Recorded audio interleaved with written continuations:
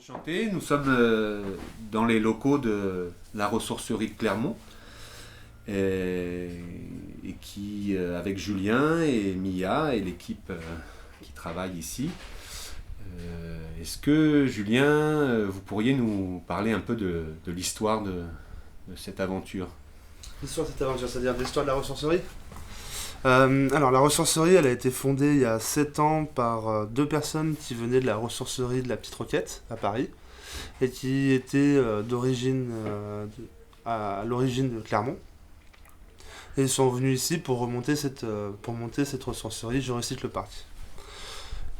Et au bout de quelques années, du coup, ils ont réussi à monter la ressourcerie, les équipes ont grossi petit à petit. Et puis maintenant, ça fait 7 ans que la ressourcerie existe. L'équipe de base n'est plus présente sur la ressourcerie. On a une nouvelle équipe depuis maintenant 4 ans. Et puis voilà, on avance un peu sur la ressourcerie. Et je crois savoir que votre fonctionnement est assez particulier, je veux dire en termes de financement. Alors, nous, on n'a aucun financement extérieur à la ressourcerie, aucune subvention, rien. On fonctionne qu'avec notre vente en magasin et les collectes. Donc, les collectes à domicile. En gros, nous, les objets, les personnes, les citoyens clermontois viennent à notre assaut le lundi et le mardi de 10h à 14h et donc nous donnent les objets. Soit on prend par collecte, donc là c'est sur rendez-vous où on va chez les gens, on récupère ce qu'ils ne veulent plus, tout sauf la literie, et après on le remet en état et on le revend dans notre magasin solidaire qui est ici à Jorisy-le-Parc au 32 avenue d'Or Michelin. Juste à côté de la gare. Exactement. Entre la gare et les Carmes et 1er mai. On fait un triangle, on est à peu près au milieu. Donc c'est un bâtiment qui est entièrement graffé, donc qui est assez visible de la rue. Et donc voilà un peu le fonctionnement de notre association. Et d'ailleurs, pour quelqu'un qui n'est pas de Clermont, ces graphes sont assez militants, non? Alors militants, je sais pas, en tout cas ils sont... il n'y a pas beaucoup de lieux sur Clermont-Ferrand qui nous permettent de pouvoir peindre comme on veut. Donc étant graffeur, on en a profité de ces murs pour pouvoir un peu mettre de la couleur dans ces rues clermontoises. D'accord, donc là il y a Mia qui vient de nous rejoindre. On a parlé de l'historique de l'association et du fait qu'il n'y ait pas de financement externe. Et c'est un choix? Oui, c'est un choix. En 2017, on était jusqu'à 13 ou 14 salariés. Les contrats aidés nous ont beaucoup aidés. Et quand ça s'est arrêté, on s'est retrouvé avec un salarié, Jean-Luc, parce qu'il a de la famille. Moi, je me suis mis au chômage et 2 bénévoles, Julien et Eric. Du coup, c'était une décision qu'on a prise. Non seulement parce qu'on est indépendant, on reste indépendant, mais en plus de ça, on ne peut pas s'amuser à dépendre des bons vouloirs, des subventions, oui, non, non, oui, des lois qui passent et qui se superposent en millefeuilles selon les élections et tout. Du coup, oui, ça a été une décision qui a été prise. On travaille sans filet. Voilà. Donc tout ce qu'on prend, on paye des vraies charges. On est là, on a embauché, on est 8 maintenant, 8 salariés, avec des vrais salaires, les vraies charges, les vrais trucs. Oui, 5, 6, je sais plus. 5. Voilà. Mais je compte mourir aussi. C'est vrai. Ouais. Voilà. Donc en gros, voilà. Du coup, c'est pour ça que nos plages horaires sont assez compliquées parce que on n'a pas encore la possibilité d'être en 35 heures réelles, même si on les fait, c'est pas un problème. On est à 25 heures, voilà. Et on se relaie, on essaye c'est pour ça qu'on peut rouvrir le samedi maintenant, parce qu'on a réussi à trouver un moyen d'étendre nos heures, parce qu'on est plus, on a embauché Anto en électronique, et puis Soline qui est en magasin avec moi. Donc du coup, ça, voilà, on change. Et Voilà. le principe de la ressourcerie, c'est donc d'accepter tout ce qui vous est donné en état de fonctionnement ou non? Ça, c'est un cahier des charges. C'est même pas un principe ou quoi, c'est le cahier des charges des ressourceries. Nous, on fait partie du réseau national des ressourceries. Dans le cahier des charges, dans une ressourcerie, tu dois tout prendre. Que c'est en bon état ou pas, peu importe. Après, nous, on se débrouille pour séparer en différentes catégories. Mobilier, vaisselle, bibelot, textile. Et là, après, il y a un autre tri qui se fait. Tout ce qui est en bon état, ça part direct à magasin. Ce qui est réparable, c'est réparé. Ce qui ne l'est pas, eh ben, il y a une partie qui part pour pièces et l'autre partie qui part dans différentes filières de recyclage, tout simplement. C'est là qu'on se rend compte, en fait, la quantité de déchets qu'il y a, parce que moi, je le dis toujours et je le répète inlassablement, notre ressourcerie, toutes les ressourceries de France sont des grandes poubelles juste bien nettoyées et rangées par les gens qui y travaillent ou des bénévoles, peu importe. Ça s'arrête là. C'est un truc de folie. Tout ce qu'on achète qui n'est pas déballé et qu'on continue à acheter, qui ne sert à rien. Et voilà. Et tant mieux si les gens prennent conscience de plus en plus. Nous, c'est comme ça qu'est né le projet aussi qu'on a décidé de soutenir Jurassic Plastic. Parce que la quantité de plastique en jeu, en jouets ou en vaisselle, c'est affolant. Alors il y a encore 40 ans de ça, c'était fantastique le plastique, mais en fait ça l'est pas du tout. Ça vieillit mal, ça prend les odeurs, on en entasse et on ne sait pas quoi en faire. Et il y a aussi là-dedans, il y a une volonté politique qui rentre en jeu.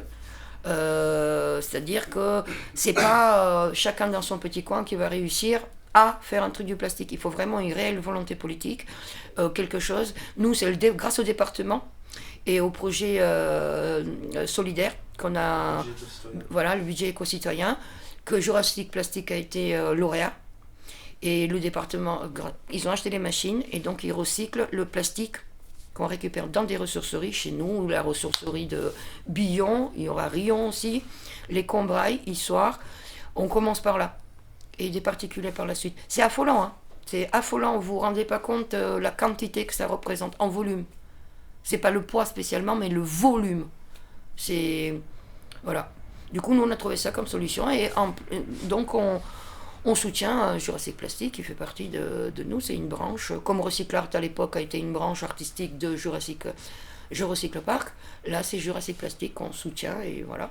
On bosse avec eux et on bosse ensemble.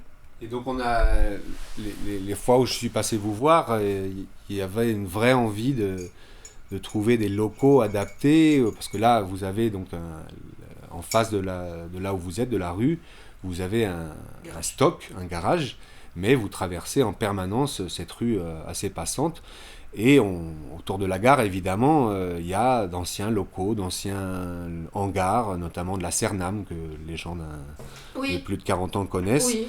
Et comme ceux de la Camif, dans les zones industrielles, tous ces fleurons de la consommation mutualiste, qui permettaient à l'époque de partir en vacances sans avoir 300 kilos dans sa voiture, qui aujourd'hui, a priori, avec le prix de l'essence, les gens vont penser à 2 fois avant de trimballer leur maison sur leur lieu de vacances. Pour revenir au plastique, est-ce qu'il y a différents types de plastique ? Alors là, je vais laisser Julien s'en occuper parce que oui, tout ce qui est plastique, Jurassic Plastic, c'est son domaine parce que c'est lui qui est porteur du projet avec Rui Magro. Rui Magro, c'est quoi ? Oui, c'est un portugais, c'est un gars, c'est un mec. C'est son nom. Alors oui, en gros, ouais, pour reprendre un peu ce que Mia disait aussi, le problème du plastique aussi, c'est qu'il est irréparable. N'importe quel objet qui est en plastique, une fois qu'il est cassé, il est cassé. Il y a des manières, des techniques de le réparer, mais qui sont un peu trop coûteuses par rapport au prix que nous, on le vendra derrière, donc c'est pour ça qu'on le retransforme. Et en type de plastique, du coup, il y a 7 types de plastique. Et la 7e catégorie est en fait considérée comme les autres. En gros, on a des petits logos à chaque fois dessus les plastiques qui vont nous donner les types de plastiques. Des fois, on l'a pas, donc on a plusieurs tests effectués entre la flottaison, la flottabilité, et la flamme, donc le brûlé, pour savoir un peu comment il réagit et quel plastique c'est. Et il y a le numéro 7 qui est les autres. Donc en gros, des types de plastiques, il en existe une quantité astronomique, mais en référencé, il n'y en a que 7. Voilà. Et par exemple, au dos des bouteilles, c'est marqué PTC, je crois. Il y a des... Pardon ? Toi, tu parles des plastiques alimentaires. Voilà. C'est encore une catégorie à part. Non, ils les ont... Non, Parce que ça soit propre à la consommation et tout. Non, un plastique alimentaire, c'est un type de plastique qui considère sans dégagement chimique. Donc en gros, il y a le polypropylène, le PP, qui est le plastique le plus utilisé dans l'alimentaire. Il y a le PET aussi, PET. Il y a... et l'autre, j'ai oublié son nom. Rui est plus calé que moi sur le type de plastique, donc Rui Magro. Et donc en fait, ces différents plastiques-là, une fois retraités, sont considérés comme non alimentaires. Et c'est là où en fait, en ce moment, moi je suis sur une grosse recherche sur le recyclage du plastique et comment retransformer un plastique alimentaire en plastique alimentaire. En plus de ça, le plastique, d'ici 2025, la France a décidé, même l'Europe, a décidé de faire du 100% plastique recyclé. Donc j'attends de voir quelles sont les normes qui vont être transformées d'ici 2025, parce que pour le moment on est loin de ça. On a petit à petit une volonté d'utiliser du plastique recyclé, car moins coûteux, moins polluant, et il y en a déjà énormément. C'est 17 millions de tonnes qui ont été faites en 2018, d'après mes souvenirs. Et donc ces 17 millions de tonnes, forcément tout n'a pas été utilisé et une grande partie de ces tonnes de ce tonnage a été jetée. Et c'est ces plastiques-là que nous on va récupérer, bon, à notre échelle bien sûr, et qu'on va retransformer en essayant d'avoir une logique de réutilisation entre parenthèses intelligente, c'est-à-dire ne pas créer un objet qui dans tous les cas sera destiné à être jeté dans plusieurs années. Nous, on veut créer des objets qui vont avoir une utilité de longue durée, comme des tomates qui pourraient être au mur dans une salle de bain, comme sur du sol, qui sera, une fois collé, comme un carrelage, durera des années et des années et des années. On veut faire comment dire ? Prolonger la vie. Voilà, en fait. voilà, c'est ça le but de base de notre volonté de base de Jurassic Plastic est de recycler le plastique pour qu'il ait derrière une vie bien plus longue, une seconde vie. C'est la même philosophie que la ressourcerie. Chaque objet peut avoir une seconde vie et lui redonner une deuxième chance. C'est tout un tas de petites choses comme ça qui font que on est totalement enseveli sous des objets. Et ça continue à consommer. Et il faut quand même savoir une chose, c'est que si on veut changer les mentalités, il va falloir commencer par les gamins. C'est comme avec la cigarette à l'époque. Si on veut changer les mentalités, il faut commencer à apprendre ça aux gamins, aux jeunes, faire intervenir des personnes pour expliquer avec des mots simples le tri, pourquoi. Parce que là, il ne faut pas déconner, le tri entre les poubelles noires et jaunes, ça va mourir de rire. Un coup, on met du plastique, un coup, on ne met pas, un coup... Personne n'y comprend rien. On sait juste où est le tri du vert. Je parle de gens qui sont comme nous dans le métier. Voilà, tout ça, vous allez en Suisse par exemple, vous avez une poubelle pour chaque truc, c'est écrit en gros dessus, vous avez plus qu'à aider. Non, nous, qu'est-ce qu'on trouve de mieux à faire ? C'est faire payer les gens parce qu'ils vont jeter des poubelles. Mais on réfléchit pas au fait que quand vous allez acheter n'importe quoi, vous allez dans un supermarché, vous ressortez, chez vous, avant de mettre au frigo, vous avez déjà une poubelle de 30 litres pleine de carton, voilà. Donc, on est un peu à l'envers. En France, je parle bien en France. On est un peu à l'envers. C'est pas sur le consommateur, nous on n'a pas le choix. Dans les grandes villes, vous pouvez acheter en vrac, mais dans les campagnes et tout ça, ils font comment les gens ? Tout le monde n'a pas des poules, tout le monde n'a pas des cochons, tout le monde n'a pas tout ce qu'il faut en autosuffisance ou des trucs comme ça. Et puis sans parler de ça, il n'y a pas le choix. Vous avez un bout de viande qui est dans les... Je parle même pas des légumes ou des fruits qui sont désossés, démachinés et puis sous plastique. Même les bananes défaites, s'il te plaît, quoi. Et je veux dire, ça devient affolant. Et bien déjà, commençons par les industriels. Mais vous, toute personne qui a des enfants compte les dizaines et les centaines de tubes de colle qu'on ne va pas nommer. Et nous avons interviewé il y a 2 semaines un bateau affrété par le CNRS qui part depuis 10 ans sur le continent de plastique. Et voilà, c'est un vrai continent, mais on oublie que sur 3000 mètres de profondeur, il y a des microparticules, que tous les poissons sont infestés, comme pour les revêtements de poils très connus. Oui. Et bon, aujourd'hui, ce monsieur, je lui ai demandé est-ce qu'il faut taper sur la tête des industriels. Il m'a dit non, il faut arrêter d'être consommateur. Et sauf que bon, aujourd'hui, dire qu'on va faire ces mêmes tubes de colle jaune écologiques faits à l'autre bout du monde, est-ce que c'est ça l'écologie? Est-ce que c'est continuer à consommer des bouteilles d'eau en plastique avec des microparticules et de savoir très heureux que ça va devenir des vélos?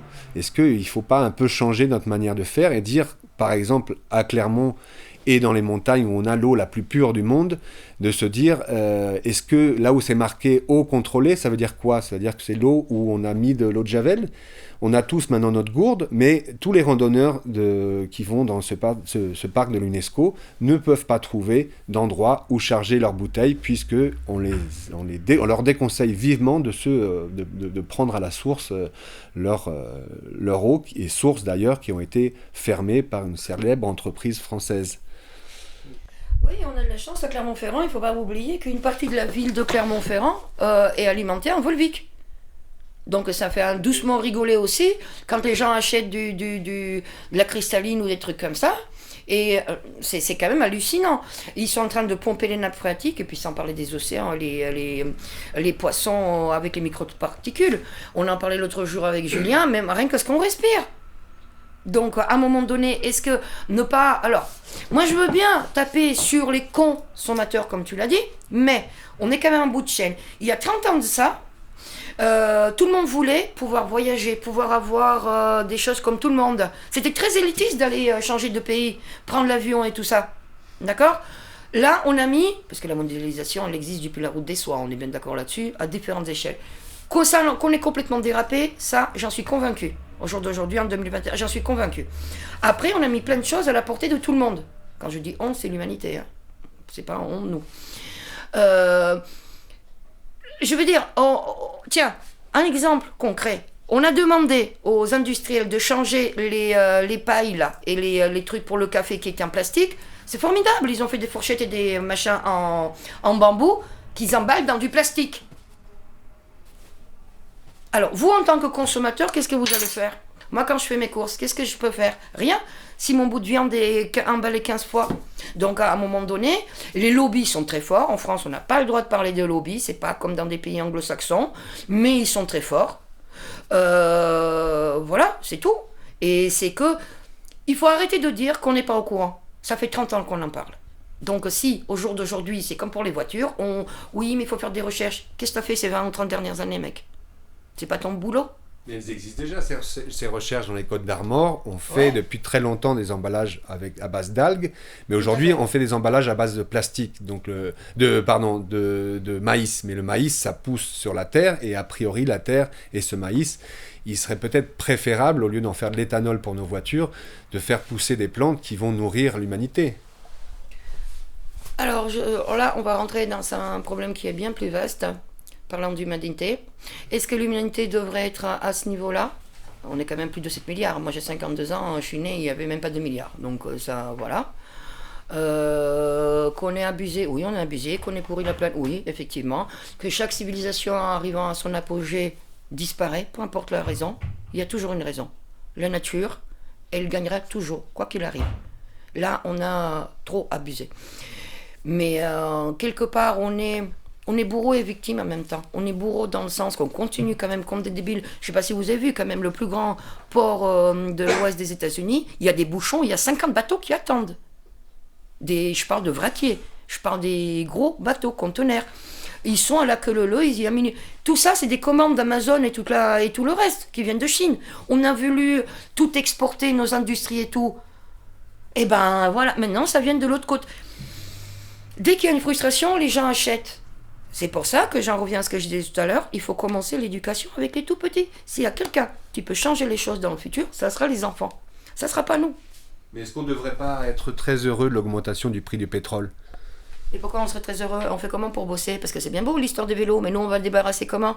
Tout le monde ne peut pas être en vélo. Mais vous devriez avoir le même pétrole que les paysans, le pétrole rose. Ah mais c'est pas qu'on l'a pas. On l'a, mais on n'a pas le droit de rouler avec. Va te faire arrêter par les douanes ou par la police avec du pétrole. En tant que ressourcerie. Ah, mais nous, en tant que ressourcerie, mais nous, on est le 5e roue du char. Hein. Mais vous êtes une profession essentielle aujourd'hui? Je sais pas, il faudra demander ça aux volontés politiques qui parlent d'écologie à tout va. Il faut leur poser la question. Vous étiez fermé pendant le confinement? Officiellement, oui. Et puis on était là, on a trié. On était entre nous, on se relayait, on a trié, on a continué à bosser à l'intérieur. Oui, Vous qui allez chez les gens, il y a encore un peu de place ici à Clermont, contrairement à certaines grandes villes françaises, mais qu'est-ce que les gens ont dans leur grenier? Oh mon Dieu, plein de bordel. Dit comme ça va. Ah, mais des trucs affolants. Affolant, de tout. Alors selon les générations, on peut avoir des gens qui sont un peu plus âgés, qui vont avoir des trucs... Parce qu'on a toujours du mal quand même à donner ou à jeter. Mais on garde, sauf qu'au bout d'un moment, ça s'abîme, ça sert à rien. C'est une habitude, c'est ça aussi, il faut apprendre aux gens. Nous, quand on explique aux gens que oui, pour les collectes à domicile, on déplace un camion de 2 personnes, qu'au jour d'aujourd'hui, personne ne veut travailler gratos, nos collectes sont maintenant payantes. Quand on explique bien aux gens, ils comprennent très bien. Avant, quand on avait les contrats aidés, évidemment que c'était gratuit les collectes, puisque les salaires étaient quasiment pas payés. Enfin, de notre poche. C'était tout pour cette émission. N'hésitez pas à rendre visite à nos amis de Je Recycle Parc au 32 avenue Édouard Michelin, 63 000 Clermont-Ferrand.